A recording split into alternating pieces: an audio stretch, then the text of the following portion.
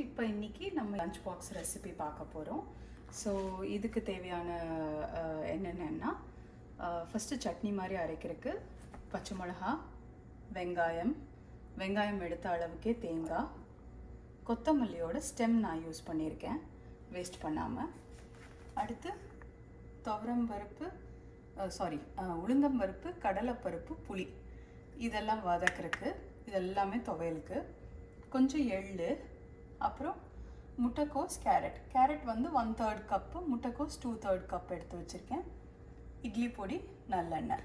So இதை வச்சுட்டு நம்ம இன்றைக்கி ஒரு இட்லி பர்கர் சாண்ட்விச் மாதிரி கிட்ஸுக்கு ஸ்கூலுக்கு ஒரு வித்தியாசமான ஒரு ஸ்நாக் மாதிரி கொடுத்து விட போகிறோம். இப்போ நான் அடுப்பில் சும்மா ஃபியூ ட்ராப்ஸ் ஆயில் வச்சுருக்கேன். முதல்ல இந்த எள்ளை நம்ம வந்து லைட்டாக பொரிச்சு எடுத்துக்க போகிறோம்.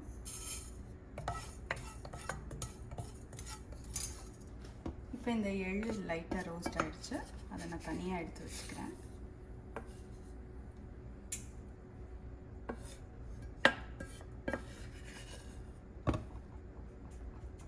ஸோ அதை எடுத்து வச்சுட்டேன். இப்போ வந்து நம்ம எடுத்து வச்சுருக்கிற உளுந்து, கடலைப்பருப்பு, புளி எல்லாத்தையும் போட்டுட்டு போகிறோம். லைட்டாக அந்த உளுந்து சவக்கிற வரைக்கும் வறுத்துக்கணும். இப்போ ஓரளவுக்கு உளுந்தும் கடலைப்பருப்பும் பார்த்திங்கன்னா நல்லா செவந்திருக்கு.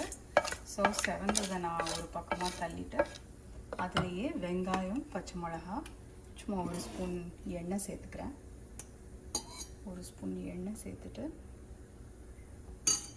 பச்சை மிளகா, வெங்காயம் இதை வதக்கிட்டு போகிறோம்.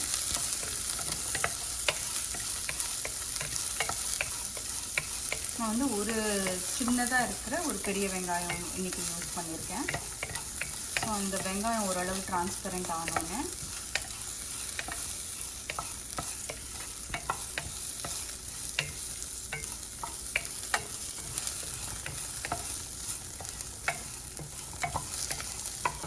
நம்ம எடுத்து வச்சுருக்கிறோம்ல கொத்தமல்லியோட ஸ்டெம், அந்த ஸ்டெம்மை நறுக்கி வச்சுக்கணும், அப்போ தான் மிக்சியில் அரைக்கும்.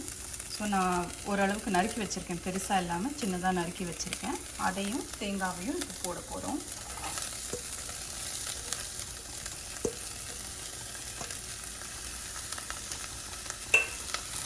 போட்டு இது டக்குன்னு 1 நிமிஷம் வதங்கினாலே போதும். வதங்கினோடனே இதை எடுத்து வச்சுட்டு இதை ஆறினோடனே அரைச்சிக்க போகிறோம். இது இப்போ நமக்கு வந்து ஒரு துவையல் மாதிரி, ஒரு சட்னி மாதிரி இது வந்து ஒரு பேஸு.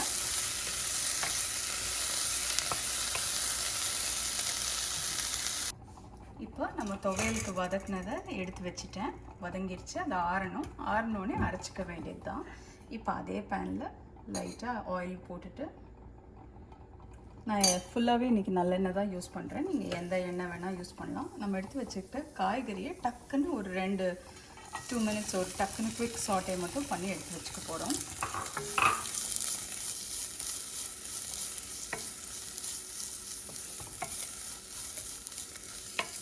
ஸோ இதுக்கு வந்து நான் சால்ட்டு, லைட்டாக பெப்பர் அது மட்டும் போட்டுக்க போகிறேன் சாட்டே பண்ணிவிட்டு. இப்போவே சால்ட் போட்டால் கொஞ்சம் தண்ணி விட்டுட்டு வரும், எனக்கு அது வேண்டாம், எனக்கு கொஞ்சம் ட்ரையாக வேணும். ஸோ நான் வதக்கி முடிச்சுட்டு லைட்டாக சால்ட் அண்ட் பெப்பர் இதில் போட்டுக்க போகிறேன். ஸோ இது ஆல்மோஸ்ட் வதங்க போது நான் வந்து சட்னியும் அரைச்சிட்டு அதுக்கடுத்து எப்படி நான் லஞ்சை பேக் பண்ணி நீ சாண்ட்விச் மாதிரி எல்லாம் செட் பண்ண வேண்டியது தான். எப்படி செட் பண்ணுறதுன்னு நான் அடுத்து காட்டுறேன்.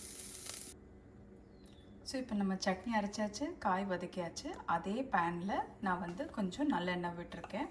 இப்போ இட்லியெல்லாம் நறுக்கி ஸ்லைஸ் பண்ணி சாண்ட்விச் பண்ணுற மாதிரி நறுக்கி வச்சுருக்கேன், எல்லா இட்லியும் ஹாஃபாக. ஸோ இப்போ நம்ம என்ன பண்ண போகிறோன்னா, ஆயில் நல்லா சூடானோடனே இட்லி பொடியும் இந்த ரோஸ்ட் பண்ண எள்ளும் இந்த சூடான ஆயிலில் போட்டுட்டு இட்லியை மேலேயும் கீழேயும் பெரட்ட போகிறோம். ஸோ இப்போ நான் அடுப்பு எனக்கு சூடாயிடுச்சு, எனக்கு சூடாகிற வரைக்கும் இருந்தால் போதும். ஸோ அந்த எள்ளையும் பொடியும் போட்டுக்க போகிறேன்.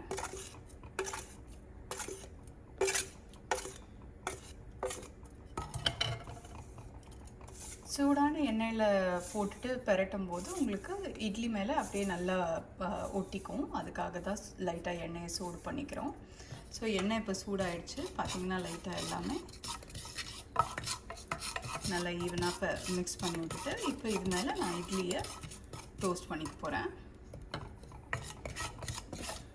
எல்லா பக்கமும் எள்ளும் இருக்கணும், பொடியும் இருக்கணும், அந்த மாதிரி வச்சுருக்கேன். ஸோ இப்போ நம்ம இட்லியை அவுட்டர் சைடு ஸோ நறுக்கி வச்சுருக்கிற இட்லியை குயிக்காக டோஸ்ட் பண்ணிவிட்டு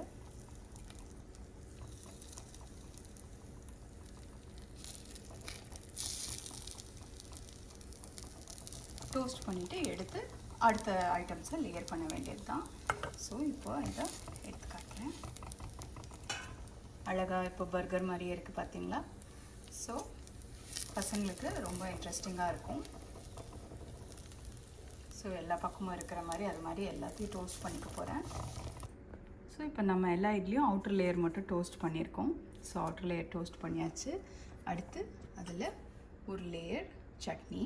ஸோ எல்லா பேஸ்லேயும் ஒரு லேயர் சட்னி.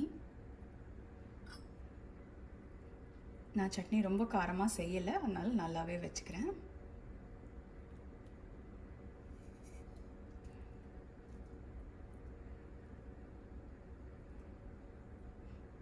ரொம்ப தண்ணியாக சட்னி மாதிரி அரைக்காமல் நம்ம துவையல் ஸ்டைலில் நான் அரைச்சிருக்கேன்.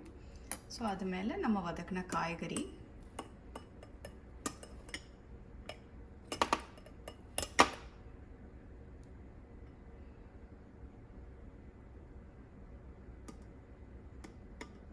கொஞ்சம் அப்படியே அந்த சட்னி மேலே ப்ரெஸ் பண்ணி விட்டிங்கன்னா சாப்பிடும்போது உதிராமல் இருக்கும்.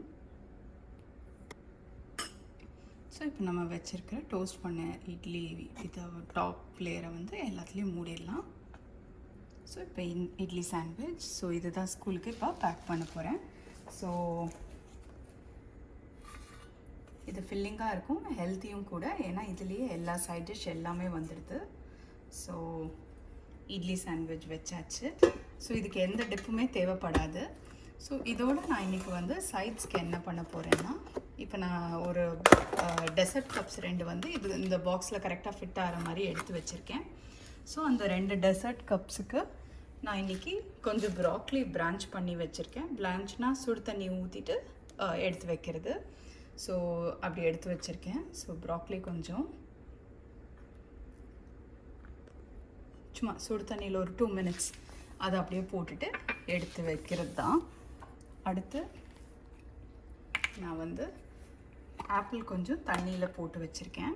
ஸோ சால்ட் வாட்டரில் போட்டால் இன்னும் கலர் வந்து அப்படியே நல்லாயிருக்கும், ஆனால் சால்ட் வாட்டரில் போட்டால் எங்கள் வீட்டில் பிடிக்காது. ஸோ சும்மா தண்ணியில் ஆக்சிடைஸ் ஆகாமல் இருக்கிறதுக்கு போட்டு வச்சுருக்கேன். ஸோ ஆப்பிள் ஸ்லைசஸ் வச்சுட்டு